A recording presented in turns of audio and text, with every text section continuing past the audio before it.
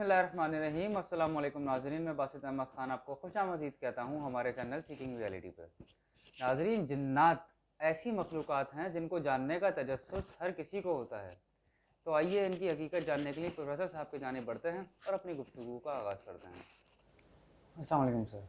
वालेकुम अस्सलाम। कैसे हैं आप? खैरियत से? अल्लाह का शुक्र। सर जी फरमाइएगा, ये जिन्नात क्या हैं?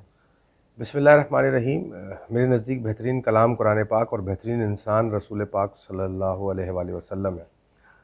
बासित जिन्नात की जो हकीकत है इसको हम बुनियादी तौर पर मुख्तलिफ़ रुख से देख सकते हैं। इसमें जो सबसे कॉमन और ज़्यादा जाने वाला रुख जो है वो दीनी रुख है इसका, और इसके अलावा हम इसको साइंसी रुख से भी इस पर डिस्कस कर सकते हैं। हम इसको फ़लसफ़ियाना रुख से भी देख सकते हैं और हम इसकी रूहानी हकीकत भी जान सकते हैं।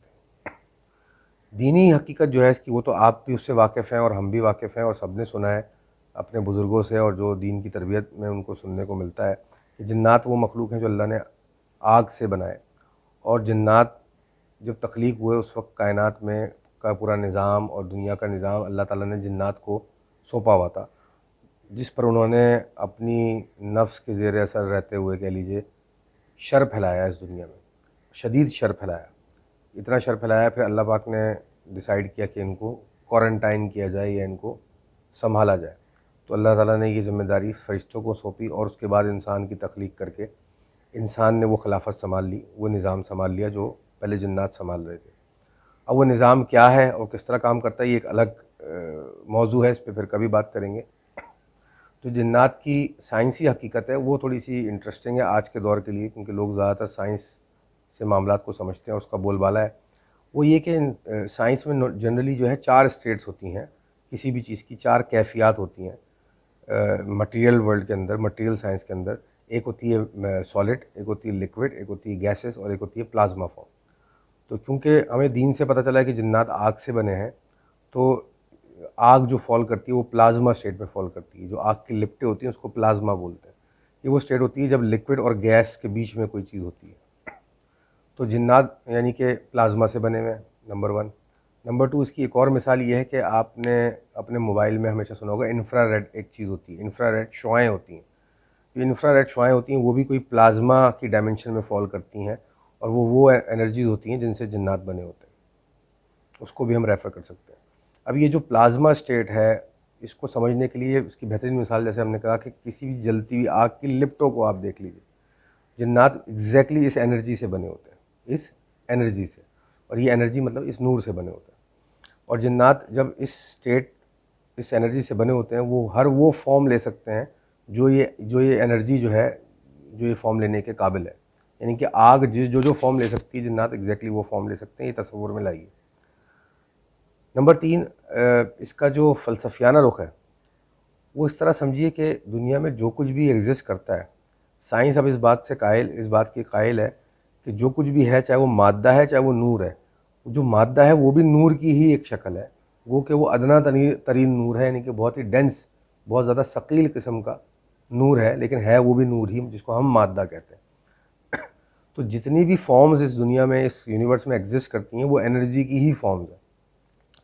तो जिन्नात भी एक ऐसी एनर्जी स्ट्रीम्स हैं जो यूनिवर्सल प्लेटफॉर्म पे फैली हुई हैं, और जब वो दुनिया में आती हैं, जैसे हमारी रूह इस दुनिया में उतरती है और फिज़िकल बॉडी लेती है, इसी तरह जिन्नात भी जब इस दुनिया में उतरते हैं तो वो किसी अपनी ही मटेरियल की फ़िज़िकल फॉर्म ले सकते हैं। नंबर 3, तीसरा इसका फ़लसफ़ा एक और भी है कि जिन्नात एक कॉन्सेप्ट है हमारे माशरे में, जिन्नात किसी के अंदर हुलूल कर जाते हैं, यानी कि उसकी शख्सियत में उतर जाते हैं। और एक कॉन्सेप्ट ये है कि जिन्नात फॉर्म्स ले लेते हैं। इसमें बड़ी कन्फ्यूजन है। जिन्नात वो जो वजूद रखते हैं वो एनर्जी होता है, और एनर्जी फॉर्म नहीं लेती, एनर्जी फॉर्म के अंदर आती है, जो प्लाज्मिक एनर्जी होती है।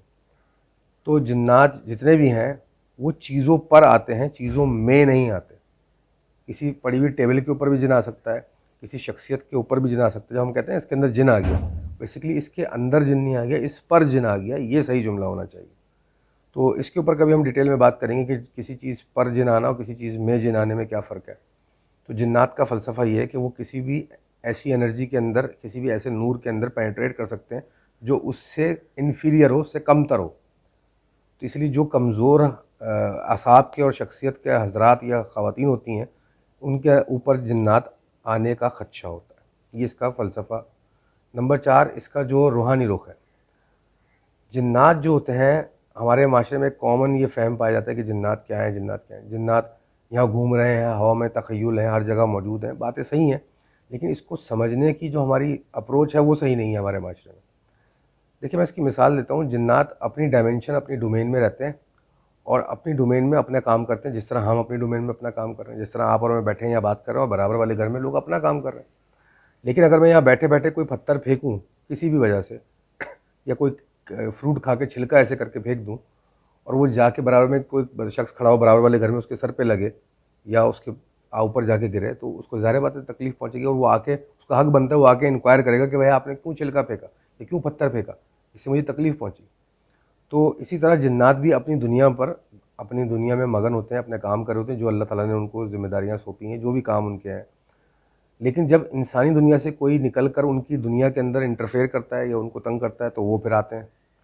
یا جس طرح کچھ انسان ہوتے ہیں جو بے وجہ جا کے دوسرے لوگوں کو تنگ کرتے ہیں, اسی طرح کچھ جنات بھی ایسے ہوتے ہیں جو بے وجہ جا کے, کیونکہ ان کی شخصیت, ان کی جو وجود ہوتا ہے وہ اتنا مستحکم نہیں ہوتا جس طرح ہر انسان کا نہیں ہوتا یہاں پہ, تو وہ آ کے انسانی دنیا میں لوگوں کو تنگ کرتے ہیں. لیکن انسانی دنیا میں بھی وہ ان لوگوں کو تنگ کر سکتے ہیں جن کی شخصیت میں یا ان کی انرجی جو ہوتی ہے, ان کی اسپرچول انرجی کمزور ہوتی ہے, ان پر حاوی ہو سکتے ہیں. جس طرح کہ ایک کمزور انسان کے اوپر ایک طاقتور انسان حاوی ہو جاتا ہے, ایک کمزور دماغ والے کے اوپر ایک عقل مند حاوی ہو جاتا ہے, ایک کمزور اعصاب والے کے اوپر ایک اسٹرانگ اعصاب والا شخص حاوی ہو جاتا ہے. اسی طرح جنات بھی ٹیک اوور کر سکتے ہیں. یہ ان کا روحانی اسپیکٹ ہے. وہ ڈیزائن ایسے نہیں ہے کہ وہ ہر کسی کو بلا وجہ تنگ کرتے پھریں, لیکن اگر تم کو تنگ کیا جائے تو وہ آتے ہیں. اور ہمارے یہاں بھی ہم لوگ ڈیزائن اس طرح نہیں ہے, لیکن اگر ہمیں تنگ کیا جائے تو ہم ریورٹ بیک کرتے ہیں. امید ہے کہ اس گفتگو سے لوگوں کو جتنی بھی آگاہی مل سکے وہ آگاہی ملی ہوگی. بالکل ملے گی انشاءاللہ. ناظرین امید ہے آپ کو آج کی ہماری ویڈیو ضرور پسند آئی ہوگی. کمنٹ سیکشن میں اپنی رائے سے ہمیں ضرور آگاہ کیجیے. ہماری ویڈیوز کو لائک کیجیے, سبسکرائب کیجیے, بیل آئیکن پر کلک کیجیے. آنے والی ویڈیوز تک کے لیے ہمیں اجازت دیجیے. السلام علیکم.